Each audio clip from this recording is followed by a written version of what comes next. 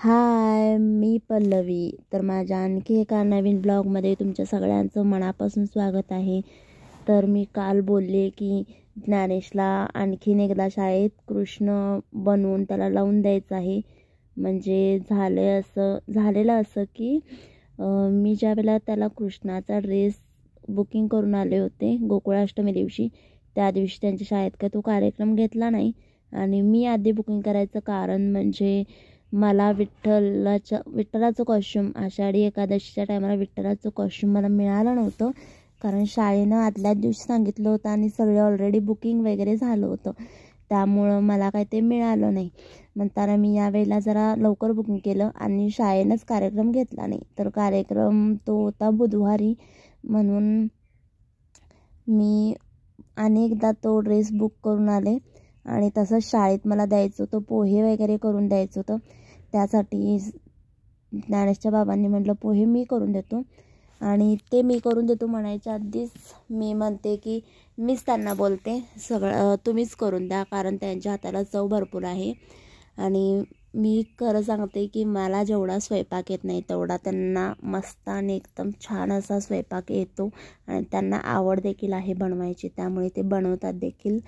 तर त्यासाठी मी त्यांना मदत करत होते, म्हणजे पोहे चाळून देणे, भिजवणे, इतकंच थोडंफार मदत केली मी त्यांना. कारण चिराचिरे वगैरे तर त्यांना आवडतेच, त्यामुळं सगळं त्यांनी चिरून वगैरे घेतलं. आणि पातेलं आणलं होतं मी शेजारच्या आजीकडून, पातेलं आणलं होतं, कारण 1 किलोचं पातेलं तर काय माझ्यात नाही बनवण्यासारखं, म्हणून त्यांच्याकडून आणून पातेलं ठेवलं. तेल छान गरम होऊन दिलं. परत शेंगदाणे वगैरे छान असे त्यात तळून घेतले, छान असं फ्राय करून घेतले शेंगदाणे. आणि मग कांदा मिरची टाकून हलवून घेतलं छान असं मऊ होईपर्यंत. मग थोडी साखर टाकली त्यात, कारण पोह्यात साखर थोडी का विना असल्याशिवाय पोहे छान लागत नाहीत. मी ऑलरेडी मीठ आणि हळद घातली होती, तर काय व्हिडिओ शूट झाला नाही, त्यामुळे डायरेक्ट पोहे घालतेला व्हिडिओ शूट झाला. तर अशा पद्धतीने पोहे करून घेतले दोघांनी मिळून नाही, पण मी थोडी मदत त्यांना केली.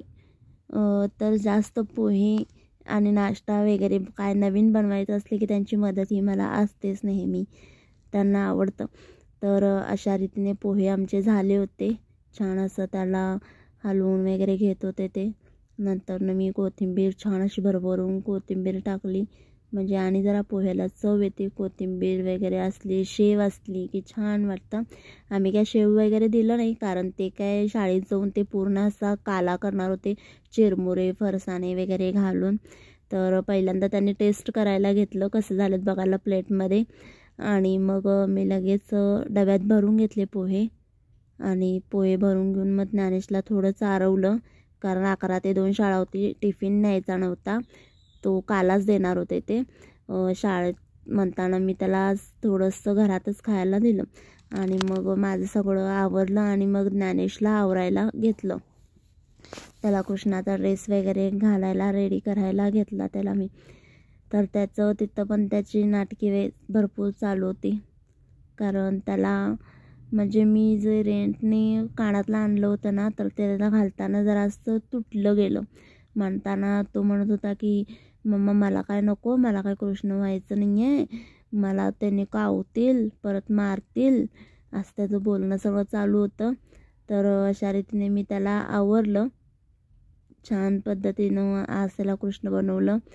त्याच्या हाताला वगैरे सगळीकडं मी आज कुंकू लावलं होतं.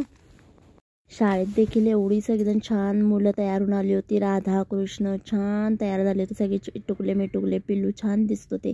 आणि ते सगळं आवरून मग मी गेले मम्मीच्या घरी, कारण मम्मीच्या घरी आज होती सत्यनारायणची पूजा. ज्ञानेश कसा बसलाय बघा सफरचंद खाईत. तर तिथे गेल्या गेल्या लगेच जेवायला वाढलं मला आणि यांना. तर आजच्या पुरतं इतकंच, बाय.